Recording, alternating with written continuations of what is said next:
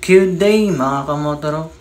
For today's video, going to expressway tayo para magpakabit ng RFID. So ito, papainitin na natin si Black Ninja. After nito, ayusin din natin yung mga gamit natin, lalo na yung riding jacket natin. Kailangan natin mag-riding jacket kasi mag-expressway tayo. So ayan, dito na ako kaila JL Motovlog. Naka-ready na rin siya. Then dito na kami sa may Carmen, sa may SM Rosales. After nun, magpapasok na kami ng TPLEX. So yan, kaliwa na kami para punta sa TPLEX. Then TPLEX or TPLEX, basta yun, magkatunog na yun. So yun, dito muna kami sa may gasolinahan. Tayin namin yung nakasiwan, nakasama namin, magpapakabit din ng RFID. So ayan, andyan na rin siya. So lalarga na din kami, papasok na kami sa expressway dito sa may TPLEX. So ayan, dito na kami sa may entry ng TPLEX. Saan kaya ako papakabit? Try namin, baka pwede dito magpakabit.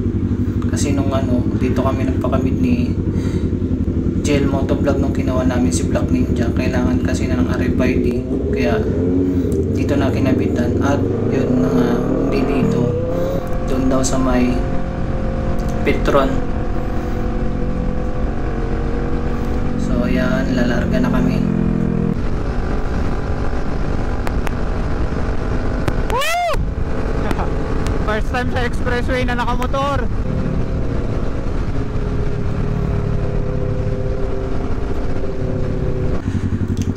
Ayan, dito na kami sa may expressway and ayan, dito na agad sa may Petron para magpakabit ng marami RFID ng TPLEX.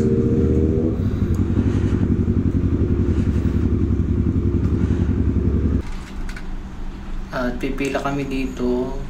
Hindi ko na na-video, kaya ito na lang na-video ko. Kaya nakabitan na siya ng sticker ng RFID para babasahin at dire-diretso na lang tayo pag papasok tayo sa mga exitor paloob ng mga paloob sa mga expressway. So ayan, larga na rin kami sa may isa pang pagpapakabitan ng RFID. Yun naman yung sa EasyTex sa NLEX na RFID.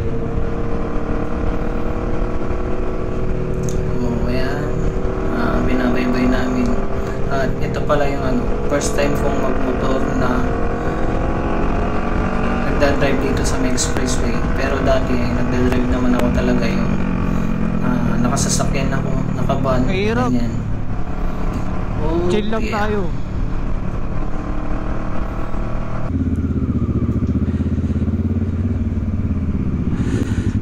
Traffic pa rin. So mag-exit na kami ng mahaba pa rin sa toll. At ito, mahaba yung pila.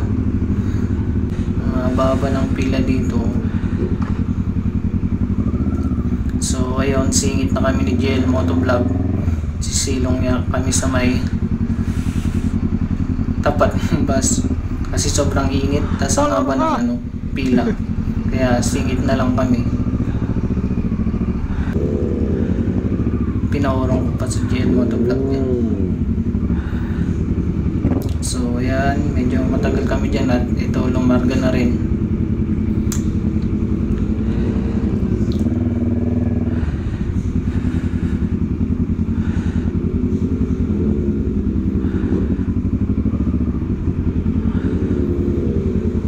Hindi ko alam kung babasahin na yung dito, yung sa may RFID ko ng TPLEX.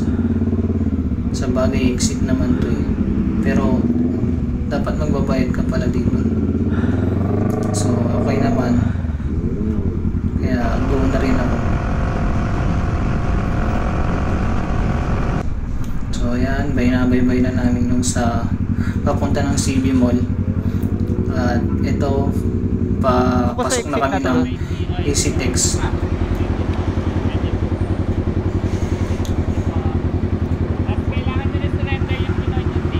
Sige sir, thank you.